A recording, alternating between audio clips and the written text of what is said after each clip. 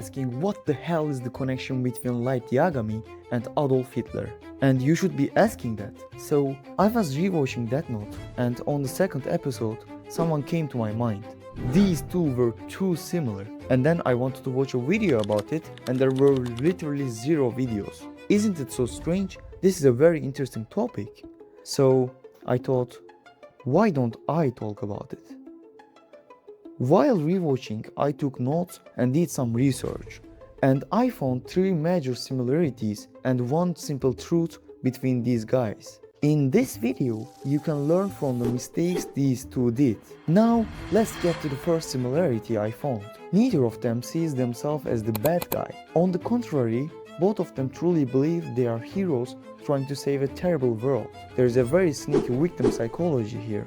Hitler believed that after World War I, Germany was treated unfairly, humiliated, and victimized by other countries. According to him, the German people were victims, and any method was justified in order to end this victimization.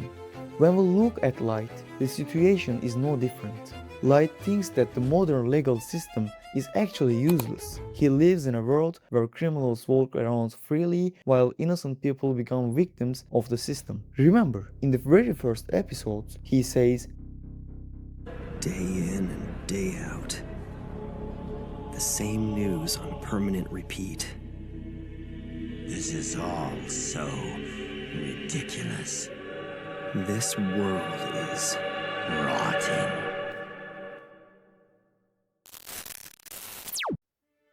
This sense of victimhood becomes the biggest fuel for both of them. They start saying, the world is already unjust, so I will build my own justice. Shortly after finding the Death Note, Light doesn't just punish criminals. He declares himself the god of the new world. That there's someone out there passing righteous judgment on the wicked. And I will become the god of this new world. This is no longer a simple search for justice. It's a god complex. We see the same thing in Hitler. He speaks at his rallies in such a way that it's a destiny that placed him there, and not the German people. He has an attitude like, divine providence chose me for this task. But here is the dangerous part. Once you believe you are the chosen one, you fall into the trap of thinking the ends justify the means. For both Light and Hitler, the goal of a perfect world was so big and so holy in their minds that any amount of blood spilled to get there was just basic math to them. If you have to kill 1,000 bad people to save 1,000,000 good ones, they didn't see a tragedy, they just saw an invoice.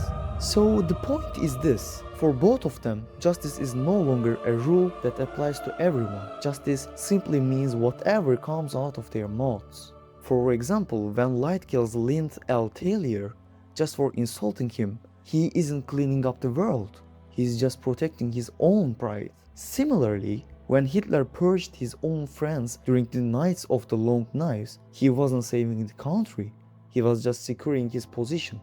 The bottom line is, they fall for the sin of pride. The second similarity I found was hubris, or in simple terms, extreme pride, overconfidence, or arrogance that often leads to a person's downfall. Here's the thing about triumphs. They don't usually fall because of some epic grand battle. They usually trip over their own showcase because they are too busy looking at their own reflection. Philosophers call this hubris. It is that toxic level of overconfidence where you start believing your own hype so much that you think you are literally incapable of failing. For Light Yagami, this started the moment L died. After he beat his biggest rival, he felt invincible. He stopped being the careful, calculating student we saw in the beginning. He started underestimating everyone around him, especially Nier and Mallow, seeing them as nothing more than annoying kids. But look at how it ended. It wasn't some supernatural event that caught him. It was a tiny, stupid human error. His loyal follower, Mikami, took the initiative to go to the bank on his own. That's it. One small mistake just finished Light's dream of the new world. Light was so focused on being a god that he forgot his pieces on the board were actually humans who could make mistakes. Hitler fell into the same exact trap. He truly believed he was a military genius who was chosen by destiny. Because of this, he started ignoring his own generals. He didn't take any advice from the people who actually knew how to fight a war. When his armies were at the gates of Moscow, he ignored the logistics. He ignored the winter. When his generals told him to retreat at Stalingrad to save his men, he called them cowards. Die gesamte Generalität ist nichts weiter als ein Haufen niederträchtiger, treuloser Feiglinge! Mein Führer, ich kann nicht zulassen, dass die Soldaten, die für Sie Ihr verbringen... seid Feiglinge! Verreiter, Versager! Mein Führer, was Sie da sagen, ist ungeheuerlich. Die Generalität ist das Geschmeiß des deutschen Volkes! He was so blinded by his own infallible genius that he refused to believe the reality of the casualty reports.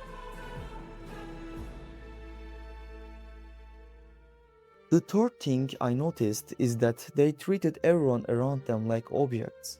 It means they viewed everyone around them as tools. To these two, people weren't actually human beings with lives or feelings. They were just pawns on a chessboard. Misa Amane is a good example for this. Light didn't love her. He didn't even like her. He just saw a girl with Shinigami eyes who was obsessed with him. He used her devotion to do his dirty work and was ready to write her name in the death note the second she stopped being helpful. Hitler did the exact same thing with his inner circle and even the German public.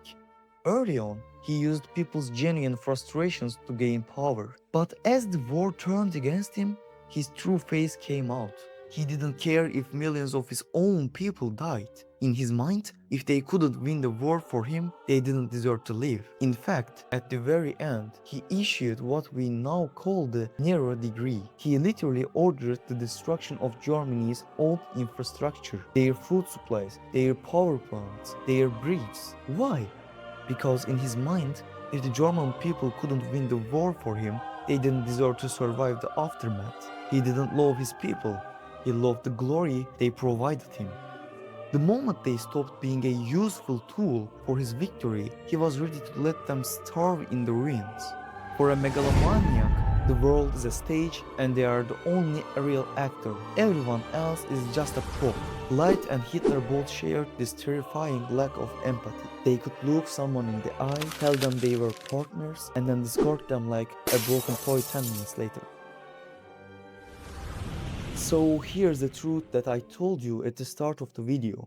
When I look at the overall, I see that power changes simply every human being.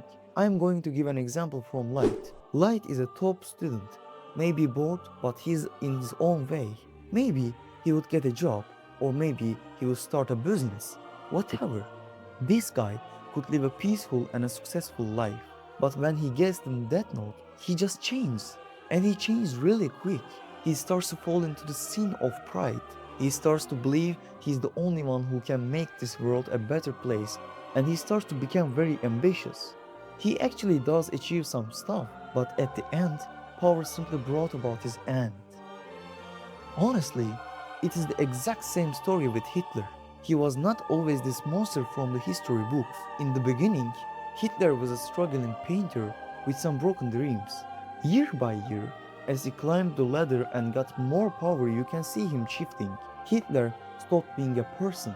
He started believing he was some kind of infallible genius. By the time he reached the peak, his ego was so big that he stopped listening to reality. Hitler ignored the winter in Russia and dismissed his generals as cowards just because they told him the truth. He let his entire army die at Stalingrad because he could not admit he was wrong. He really thought he was above nature itself. In the end, the lesson is pretty simple. No matter who you are, once you lose your boundaries to pride, you have already lost. Light and Hitler were thinking they were fighting against monsters. Monsters that only them can beat. Especially Light. There are many types of monsters in this world. Monsters who will not show themselves and who cause trouble. Monsters who abduct children. Monsters who devour dreams. Monsters who suck blood. And monsters who always tell lies. Lying monsters are a real nuisance. They are much more cunning than other monsters. And I have a video about what a man can become while fighting with monsters. That sounds a little strange, but that's what Nietzsche says. Here's the video. Check it out.